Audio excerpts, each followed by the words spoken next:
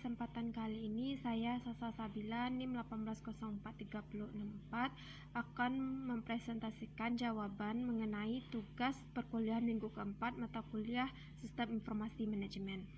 Langsung saja, yang pertama yaitu berasal dari buku Balzan, yaitu halaman 409. Soal yang pertama yaitu apa 3 bentuk infrastruktur SIM dan apa yang dilakukannya.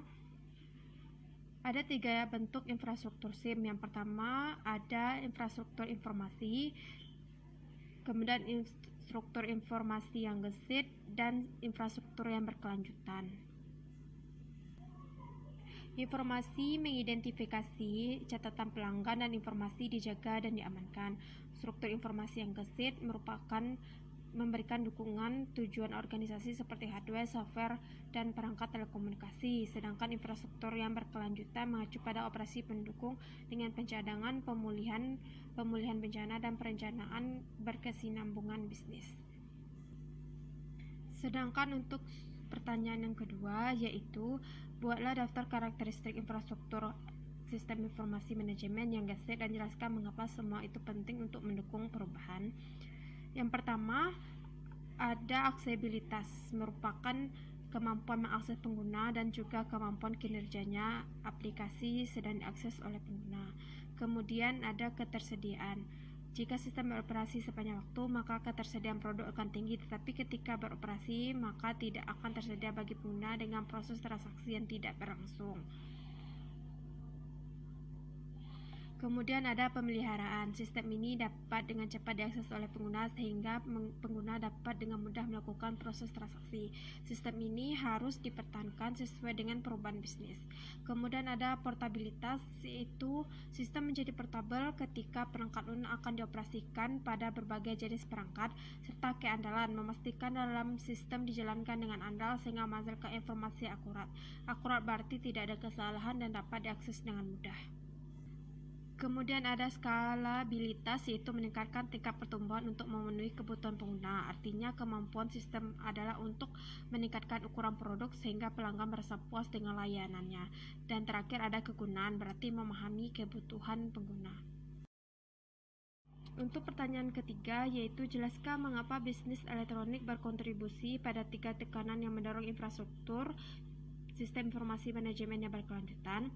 Pertanyaan ini terdapat dalam buku Balzan halaman 409. Ada 3 tekanan yang mendorong infrastruktur sistem informasi manajemen yang berkelanjutan. Yang pertama ada emisi karbon, yaitu termasuk karbon monoksida yang dihasilkan oleh proses dan sistem bisnis. Kemudian ada konsumsi energi, meliputi jumlah energi yang dikonsumsi dan proses dalam sistem bisnis. Yang terakhir ada sampah, meliputi perangkat yang dibuang, rusak atau usang. Karena bisnis elektronik menggunakan banyak energi dan menghasilkan emisi karbon serta sampah yang banyak. Untuk soal selanjutnya yaitu pertanyaan nomor 4. Masih pada buku yang sama yaitu pada halaman 409, soal nomor 4 yaitu identifikasi manfaat dan tantangan dalam komputasi awan. Yang pertama yaitu manfaat dari komputasi awan. Yang pertama adanya penghematan biaya, keunggulan strategis, kecepatan tinggi, otomatisasi dan pemulihan cadangan, integrasi perangkat lunak, keandalan, aksesibilitas, mobilitas, dan kapasitas penyimpanan tidak terbatas. Adapun untuk tantangan dari komputasi awan, yang pertama itu keamanan data yang ada di dalam komputasi awan, konektivitas jaringan yang diperlukan, serta kontrol atas data. Selanjutnya yaitu pertanyaan dari buku Lawson, yaitu discussion question nomor 5/6, yaitu pada halaman 237. Pertanyaannya yaitu mengapa memilih perangkat keras dan perangkat lunak komputer untuk organisasi merupakan keputusan manajemen yang penting. Masalah manajemen organisasi dan teknologi apa yang harus dipertimbangkan ketika memilih perangkat keras dan perangkat lunak komputer? Jawabannya yaitu mengapa penting? Karena mempengaruhi kualitas dan kuantitas produksi serta menghabiskan banyak uang. Sebelum melakukan seleksi, manajemen harus memastikan bahwa saat teknologi informasi yang mereka dapatkan sesuai dengan keinginan organisasi. Contohnya, perusahaan baru lebih baik menggunakan komputasi awan karena lebih murah ketimbang menggunakan perangkat lunak komputasi tradisional yang lebih khas. Kemudian ada beberapa pertimbangan saat memilih perangkat keras dan perangkat lunak komputer. Yang pertama, strategi bisnis mereka dan permintaan pasar untuk layanan, bagaimana mereka akan mendekati tujuan mereka, dan seberapa penting mereka berinvestasi dengan sistem informasi. Yang kedua itu pahami departemen apa yang membutuhkan, biaya yang sewajarnya dikeluarkan untuk hal tersebut, dan jenis perangkat minusnya.